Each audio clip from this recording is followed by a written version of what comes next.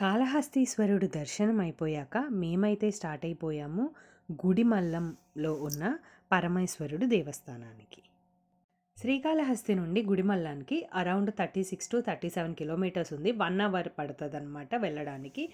So ఇదొచ్చేసి Andhra Pradesh రాష్ట్రం తిరుపతి జిల్లాలో ఉన్నదన్నమాట. గుడిమల్లం అనే ఒక చిన్న గ్రామంలో పరశురామేశ్వర స్వామి ఆలయం ఉంది. ఇది తిరుపతికి 13 కిలోమీటర్స్ దూరంలో ఉంది. ఇది ఒక చిన్న గ్రామం అయినప్పటికీ భారతదేశంలోనే మొదటి శివాలయంగా ప్రసిద్ధి చెందిందనమాట. సో ఈ దేవస్థానం మహాశివుడికి అంకితం చేయబడింది. ఆంధ్ర శాతవాహనుల కాలం నాటి పురాతన హిందూ దేవాలయం ఇది. ఈ ప్రాంగణంలోనే ఆనందవల్లి దేవి, శ్రీ వల్లి దేవసేన సుబ్రహ్మణ్యేశ్వర స్వామి, సూర్య భగవానుడు, వినాయకుడు ఇలా అందరి ఆలయాలు కూడా కొలువై ఉన్నాయి. 1973లో ఈ ఆలయాన్ని జాతీయ సంపదగా గుర్తించిందంట.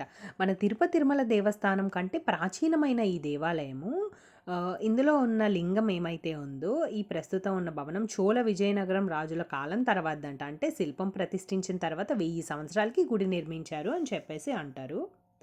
ఈ గుడి చుట్టూ చూడడానికి చాలా ఓపెన్ ప్లేస్ ఉంది. చాలా బాగుంది. అండ్ మేము వెళ్ళింది కార్తీక మాసంలో కాబట్టి కార్తీక వనభోజనాలు కూడా అక్కడ చేస్తున్నారనమాట.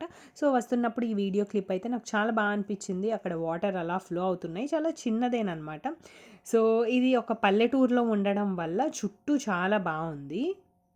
ఈ దేవస్థానంలో ఉన్న పరమశివుడు ఆకారం పురుషాంగం రూపంలో ఉంటుంది. అండ్ అక్కడ పంతులు గారు వివరించిన దాని ప్రకారం ఏంటంటే బ్రహ్మ విష్ణు మహేశ్వరులు కొలువై ఉంటారు అని చెప్పేసి అన్నారనమాట. సో కొంచెం డిఫరెంట్ ఎక్స్పీరియన్స్ అనిపించింది ఈ టెంపుల్కి వెళ్ళినప్పుడు. అండ్ ఈ గుడికి సంబంధించి ప్రత్యేకంగా అయితే ఆర్టీసీ వాళ్ళవి బస్సులు అయితే ఏం లేవంట, కానీ మనకి తిరుపతి నుండి అయితే బస్సెస్ అయితే ఉంటాయి అని చెప్పారు. అండ్ ఇది కొంచెం లోపలికి కాబట్టి మన ఓన్ వెహికల్లో కానీ మన ఓన్ ట్రాన్స్పోర్ట్లో వస్తే బెటర్ అనిపించింది. ఈ దర్శనం అయిపోయేసరికి మాకు ఆఫ్టర్నూన్ 3:30 అలా అయింది. ఇక్కడ నుండి మేమైతే తిరుత్తణి స్టార్ట్ అయిపోయామన్నమాట. So next Tiruttani.